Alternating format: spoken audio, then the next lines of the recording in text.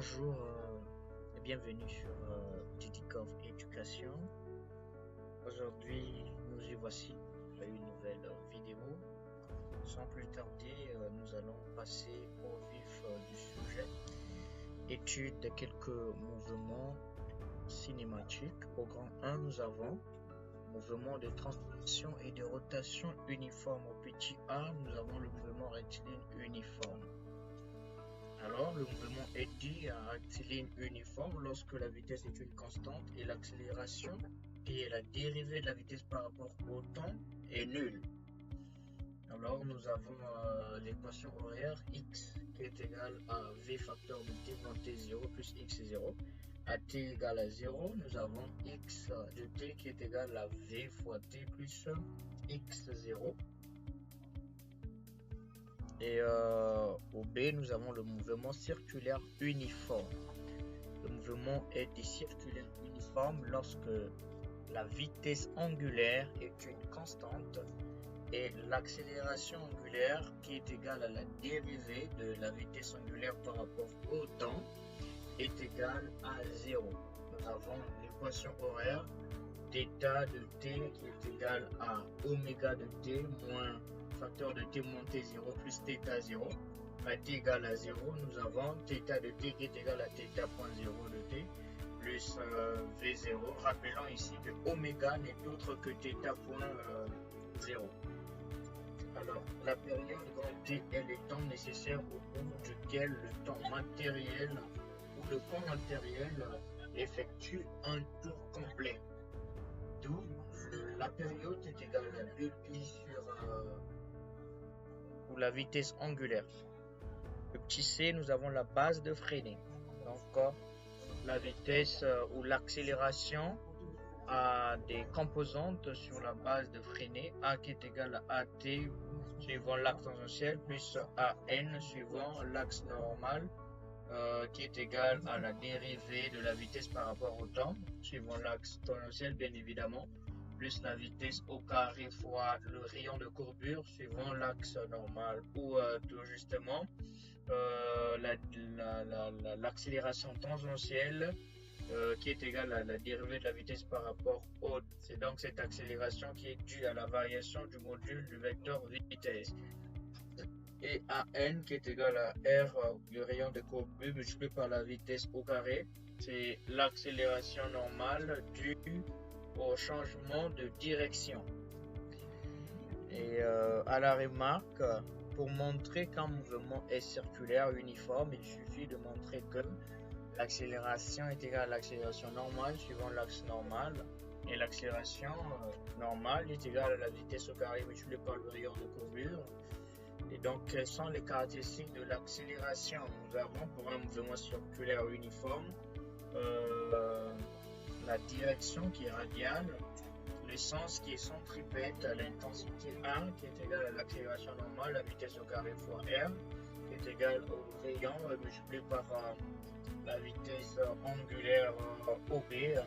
Et au petit 2, nous avons le mouvement de translation et de rotation varié. Je tiens à rappeler que ces différents mouvements ici que nous sommes en train d'étudier, nous avons le mouvement de rotation et le mouvement de translation. Nous venons de voir le mouvement de translation et de rotation uniforme. Et là, nous passons pour étudier le mouvement de translation et de rotation, mais cette fois-ci varié. Alors, petit a, nous avons un mouvement rectiligne uniformément varié.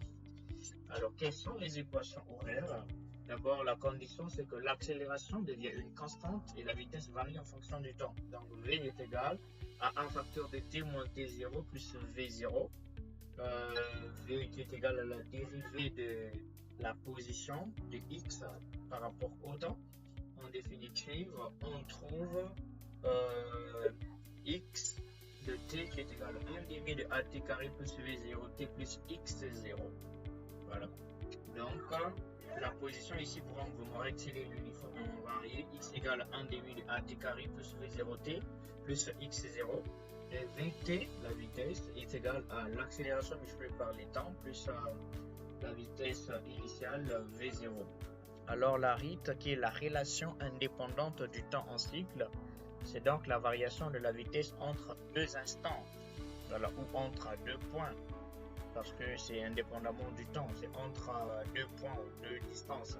Nous avons cette variation est égale à 2 fois l'accélération multipliée par la variation de la distance. Et donc on peut avoir deux points 0 et 1. On va prendre le point final. Par exemple, on prendra V1 moins V0 qui est égal à 2 fois l'accélération, facteur de x1 moins x0. B, mouvement circulaire uniformément varié. Le mouvement est circulaire uniformément varié lorsque l'accélération angulaire, qui est égale à la dérivée de la vitesse angulaire par rapport au temps, est une constante. Donc lorsque l'accélération angulaire devient une constante, alors le mouvement est circulaire uniformément varié. Voilà. Et donc pour un tel mouvement, nous avons θ qui est la position, est égal à 1 demi de θ point point, facteur de t moins t0, le tout au carré, plus θ point 0, facteur de t moins t0, plus θ0. À l'instant t égale à 0, la loi horaire peut s'écrire sur cette forme, θ de t égale à 1 demi de θ point point t au carré, plus θ point 0 de t, plus θ0. Et le θ point qui est la vitesse est égal à θ point point t plus θ point 0. Évidemment, là aussi, on a la relation indépendante du temps en cycle, la RIT. Alors, la variation de la vitesse entre deux espaces qui est égale à 2 fois l'accélération multipliée par la distance. Donc, par exemple, on aura θ point au carré, θ point 1 au carré, moins θ point 0 au carré est égal à 2 fois θ point point, facteur de θ1 moins θ0. Alors, comme toute autre application, à la fin, il faut faire un exercice, il faut appliquer pour mieux comprendre le cours, sinon le résumé de cette partie que nous venons de voir sur ou l'étude de quelques mouvements. Voici l'exercice que je vous ai trouvé bon, j'ai proposé. Voici l'exercice, j'ai fait la lecture. Une automobile est en mouvement rectiligne horizontal. Pendant les 25 premières secondes, la vitesse de l'automobile croît de 0 à 25 mètres par seconde. L'automobile a ensuite un mouvement uniforme, puis jusqu'à l'arrêt, un mouvement uniformément retardé. D'accélération 0,5 mètres par seconde carré. La distance totale parcourue par l'automobile est 10 km. Déduire de ces données en petit a le temps pendant lequel le mobile est freiné, la distance parcourue à vitesse constante, c'est la durée totale du trajet. Et j'ai vu la solution, une excuse de solution à cet exercice que je ne mettrai pas ici. Allez-y reprendre cet exercice en vous référant de la solution qui est là. Si vous avez des difficultés, venez m'écrire une box. À ce moment-là, je trouverai du temps pour vous et je vais plus vous éclaircir sur les points où vous avez des endombres.